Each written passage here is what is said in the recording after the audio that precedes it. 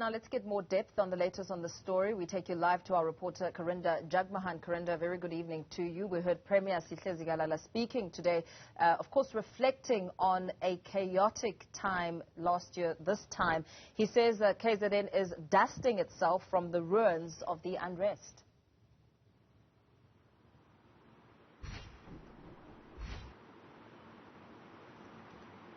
That is indeed true, and not just the unrest, but of course the recent deadly April floods, and of course in 2020 the COVID-19 pandemic at least being ground zero for that in Hilton. But when we look at the past year, a number of people on the ground who we spoke to over the past day as the KZN Premier did oversight visits said that they were concerned about what happened over the past year. Many, especially small business owners, have struggled to rebuild because many have not had access or did not have prior access to proper avenues to get insurance that would safeguard their businesses, or they're unclear how they can get their hands on relief packages that have been offered to essentially the victims of the unrest, those who lost what they had during the days of looting and violence. That is one of the biggest concerns on the ground, but as well as larger businesses, the investors are apparently now concerned about further investing in the local economy here. That was according to the Durban Chamber of Business.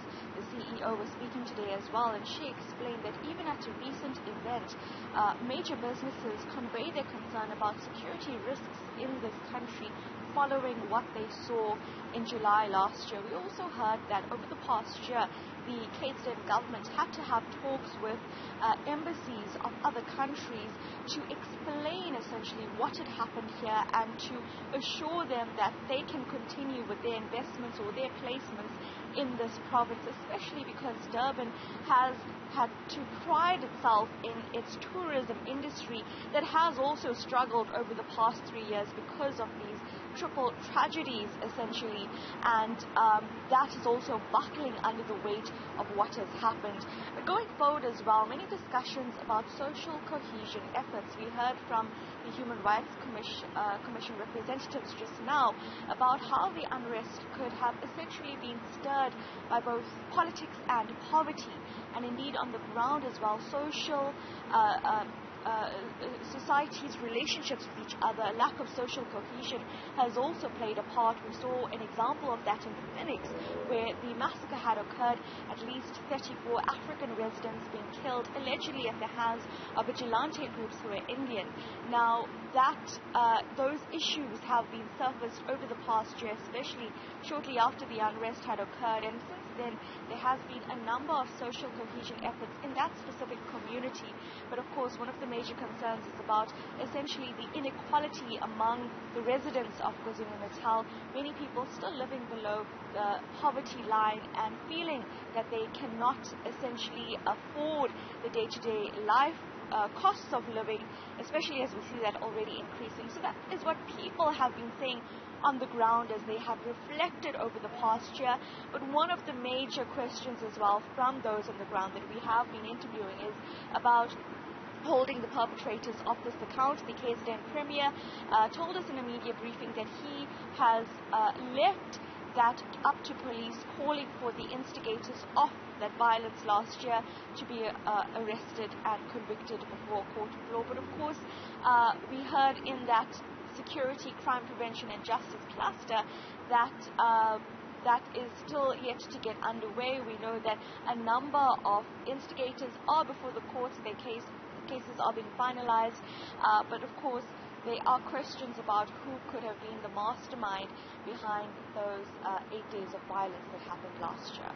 Karinda, the South African Human Rights Commission's also warned, as we speak about the current dire economic state of the country, that the security cluster should be on high alert because we could see a repeat. And of course, the security cluster's role is very important here, especially as we look back at what happened this time last year.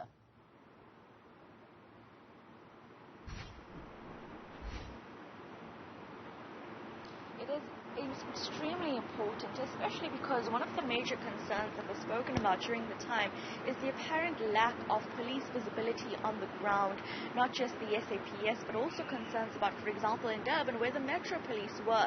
What people saw on the ground is that the police were overwhelmed. This has also come out in those SAHRC hearings, the Human Rights Commission hearings, where police even came up to the point to say themselves that they were overwhelmed and they could not handle what was happening on the ground.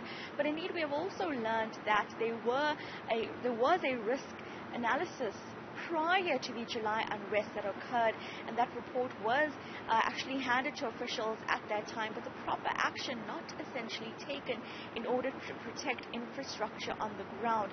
But of course, some of the major questions going forward is what will happen regarding future events. We did ask the KZN Premier about the strength of police going forward. He said that various security clusters have been in meetings over the past year since that has happened to discuss strengthening law enforcement systems in order to ensure that should we see another series of events that we did see last year, that this is essentially handled by police to prevent the chaos, the havoc that ultimately unfolded on the streets of both KwaZulu-Natal and Gauteng.